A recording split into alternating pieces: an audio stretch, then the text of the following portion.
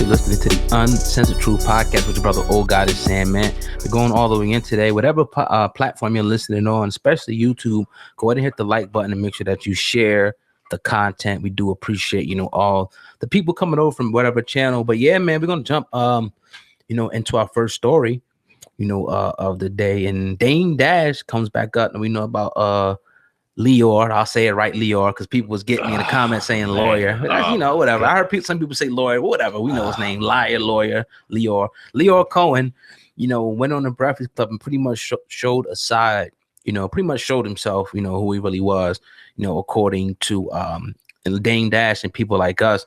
The word culture vulture has been thrown around. So, Dame Dash has been making his rounds.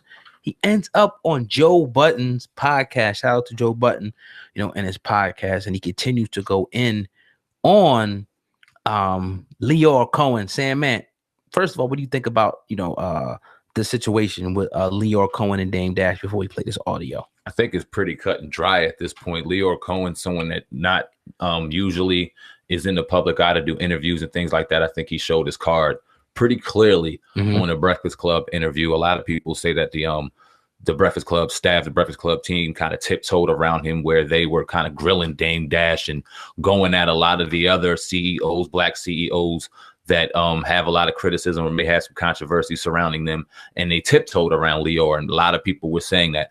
I think that questions were asked that needed to be asked, and it shedded a lot of light if you're someone that just can kind of look at the situation to see it for what it is, for what this dude is. Yeah, he takes the culture blind. He's going to take money. He doesn't care if you're going to rap about it. He's basically going to hold you up to your own standard. If you're going to do it and you're going to sit there and take drugs, and I'm going to make money off it. But the thing is, and the biggest knock to him is, why can't he do it with why can't he do it with his culture? Why come over here and do it and take away from ours and give back to yours without even feeding it back? If you genuinely care and you physically with your eyes clearly see that there's a problem with some of these young people, young rappers within your label, why in the hell do you call on it and do nothing about it to help and rehabilitate? Facts. If your main premise and main purpose is to just take and give to yours, it's clear. And he said it. So you can't backpedal from that. It's on wax. He said it. It's clear as fucking day. Right. When it comes to Lyor Cohen in regard to him meeting up with Dame Dash, because that's what Joe Budden was talking about. And when we get into that, he was saying that he can mediate a situation or something like that. Like the people that were really fighting for us never existed, and I think he flagrantly displayed that in public just because he's so used to it. So that he's a perfect example. Matter of fact, I coined the term because of him, and he's also made it. Culture vultures also make it where a lot of history doesn't get made just because for their own personal benefit. So there's a lot of history that get made because of him. Do you think that Lyor Cohen has not contributed to hip hop at all? What I think he's done is exploited it, and I don't think he's of it. And that's all I'm addressing. I don't care what he's done for it. Yeah, that's but when you say he's not of it, I'm not saying that it discredits anything he's done. But just because someone's done good for hip hop, if he's a child molester, he's still a child molester. So all the good doesn't. All the molesting negates every bit of good that you do. If you hurt the people, especially my people, and you make it where, let me ask you a question. Don't you think it's a little foul that Todd Moskowitz and Joey and Julie Cole have jobs over, got girls like Shari, Brian, all the black girls in the industry have to work for all of these white people that don't know nothing about music? That's what he's done. He's killed our nepotism. He's used his nepotism. Todd Moskowitz can't even dance. He's a lawyer. How does he get a job over someone from our culture? Why does Shari have to work for Todd Moskowitz or Julie Greenwald? Or why does Tina Davis not? Why does Tina Davis isn't running one of these companies? Well, I don't understand that. Because he's the one that's put all these people in business to further control our culture. Why is something called urban music run by anybody white or black music? How could it be run by someone that's not black? What is that for our culture, bro? You stumped me. It's very fair. You stumped me a bit there, Dane. But I mean, I guess I don't really hold it against the white people. It's not a white thing, it's not a culture thing. There are people of this culture that deserve it. Like Steve I like the young kid Ezra. I'm not saying just people that don't care about the culture. Lyor don't listen to no rap music. Okay. He don't even listen to music, and he never did. Did he ever teach anybody how to take care of themselves? You know, instead he got mad at the fact that we figured out a way to make other money off our ancillary and then figured out a way to get it. So then he invented the 360. He's cancer for the culture. And then what does he do? When somebody that's good for the culture wants to come around, he's going to blackball them or make it where they don't exist. So that means he's interfering with my relationship wherever he's at, whether it's YouTube. Who's he blackballing? Oh, no, he's blackballing you. Well, he just now setting up blackballing, meaning that if he's working for an institution that he doesn't own, he's not going to acknowledge any business that I got to do over there. Yeah, and it's not his to do that. And he just made that very, very, that's torturous interference. Like, if I really feel like it, I could put some money on his head. And I've been thinking about doing it because he's already messed up so much. But he's been so flagrant. You understand what I'm saying? Like, he's been so brazen. He's so disrespectful. Every time I yelled at him, it wasn't for me, it was for y'all. Because he never talked to me like that. He would never fix his mouth to speak like that to me, to talk down on me, or to tell me you didn't hear me talking. He would never even think about doing that. And he's not smarter than none of us. That's what's funny. He swears he's smart. So I would love to publicly have a conversation with him so he can display his intellect. Can I organize? And here's another thing. I want to make this real clear, what I don't really like. What I don't like that YouTube is doing is when there's a beef lyrically between one of us, YouTube is paying an artist to respond. And I personally know that.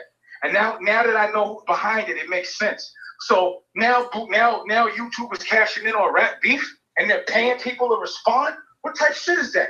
Now, what happens if somebody gets hurt? Well, and now I'm like, it must be Lyor, because that's what they've been doing. Whenever we got a beef with each other, they actually look, and that's what they do. They make it where we have a beef with each other, so they can profit. So when they ask him a question about Rockefeller, he starts to call other people's names out, not him, so we can fight each other. That's not happening, bro. I'm never fighting a rapper, nobody with my color of skin or from my culture. I want to smoke with Lyor. I want the CEO smoke so we can see how they do it in business. I'm not a rapper. Damn, I'll be honest. I'm going to try to organize the smoke for you. Please do. Get the smoke, bro. I am. And then what you really want to do is ask him why he's really mad. All right. Shit, I'm with it. I'm going to set it up, Dame. They profit off of rap beef all the time. Let's do a YouTube event where me and Lyor speak. Let them profit off. Why they don't profit off of intellectual beef then? Pause. Yeah, no, I'm all for intellectual beef. So when a man calls another man out on a CEO boss level, then that's when they start saying they don't exist. But when two artists are getting ready to get at each other's neck violently, physically in front of the whole culture, they actually give them money to do it. You need to ask him about that at YouTube when you ask him. That's why he's terrible for the culture, because he profits off of our dysfunction. That's the problem, bro. Well, all right. I am going to try and set it up. Dame, I'm going to hit you when I'm in LA. I love you, man. Yo, he's scared. Scared. It's a lot there. Yeah, it's a lot. That's a lot. I do agree. With a large portion, of what Dame Dash, said there, about that. Historically, we've seen that. You were just saying a few minutes ago, how these people could come into our culture and benefit off of, all the things that we do and then take it back and feed their culture without ever giving anything to ours. So when they are, I don't know about that claim of him saying that YouTube is paying artists. I don't know, how true that is, how factual, that is. But that's a whole nother situation. But the culture vulture thing is very real. It's very and another thing is the control. And this is one thing that always it baffles me how, we could be generating so much money for these companies. And Jay-Z even spoke on it before. And that's another conversation too. We could generate these billions of dollars and we only getting pennies of this. It takes me back to the book called $40 Million Slaves, where it's just like NFL, all these different industries that we are in, and it seems to be controlled, and we really don't have control because the people at the top are the people who not necessarily have the best, for the culture or us, but they just have the best, for their pockets and whatever the bottom line. You heard Lyor Cohen come on the air and say, yeah, he knows that, that these artists are promoting, drug use, getting people high on opiates and whatnot, but he don't care. He's still going to do it because he has people to feed. Somebody like that will be considered, an enemy and toxic, to a culture who is downtrodden and is trying to bring themselves, up, so-called, what they say, the saying is by their bootstraps.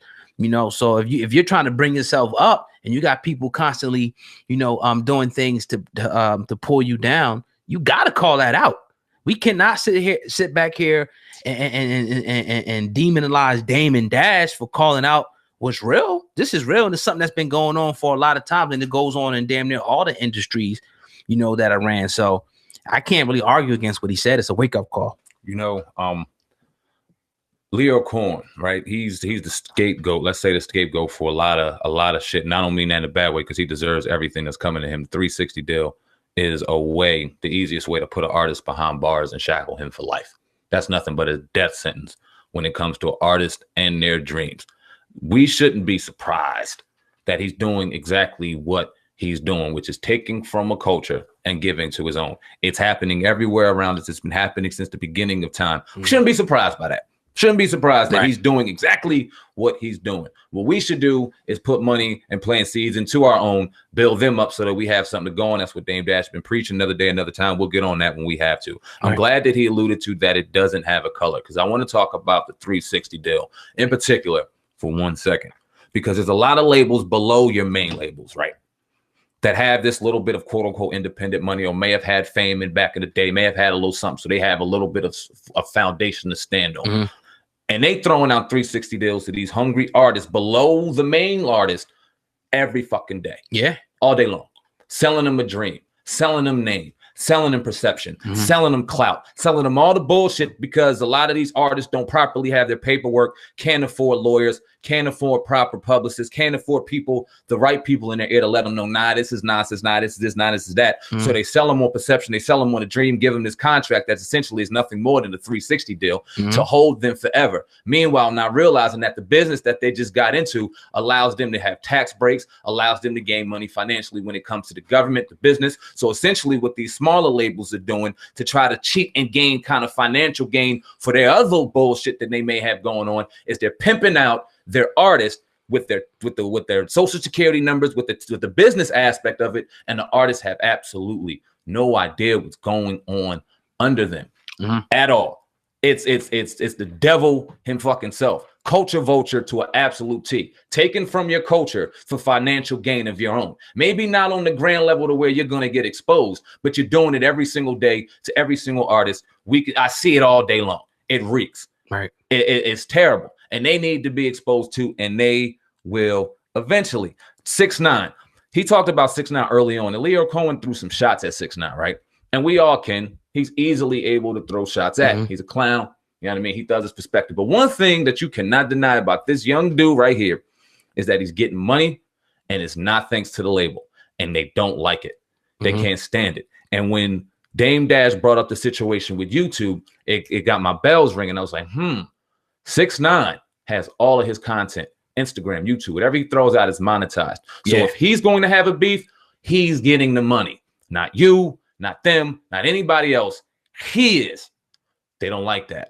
They don't like that he's self-made and he has the control. And if you're going to pimp out and you're going to culture vulture through the culture, however you're going to do it, guess what? I'm going to do it, but I'm going to get paid for it myself. He don't like that. You can see it in the beginning of the interview. Oh, yeah, I'm not 6ix9ine, that 6ix9ine guy, blah, blah, blah, blah. Easily throwing shots, but why would Lyor Cohen throw shots at a 6ix9ine? Because 6ix9ine is doing business that Lyor Cohen doesn't have his culture vulture ass hand in. Well, let's just talk about, this to get into the conversation of the independent and the people that go to the labels, because this is where the line is drawn and what Dame is getting to on the back end. Also, is like, and when he had the conversation with Van Lathan, he was on the Breakfast Club saying, y'all should do y'all own thing. Why are y'all sitting underneath this corporation and company? You making good money and all that, but you could be doing your own thing, getting this crowd, and you controlling the situation. So when things come up like different scandals and stuff, you can't be fired from this job because you own it. So you have to salute people like 6ix9ine and, plenty of artists that came before him that did the independent thing. You got a lot of people in the South, have been doing the independent thing for a long time. They've been hip to it, you know what I mean? But, again, it's the allure of the label, and right now, and this is what Dame is trying to tell you, you really don't need a label. But if you're lazy and you don't want to, get up and do things on your own and learn and read, we got computers in our pocket. We can learn anything on this computer. We can go anywhere in this computer. And so it's just like, and that's what, even with the podcast, with the TK Kirkland situation, he was saying on the interview where, right now it's for the, the businessman and the hungry entrepreneur now, the podcast game, because it's like people could pretty much, write their own way. If you're hungry enough, you could do what you want to do. So independence for me, is this, it makes sense naturally, for one. Going corporate is too much control, it's too much red tape. You can't do what you want.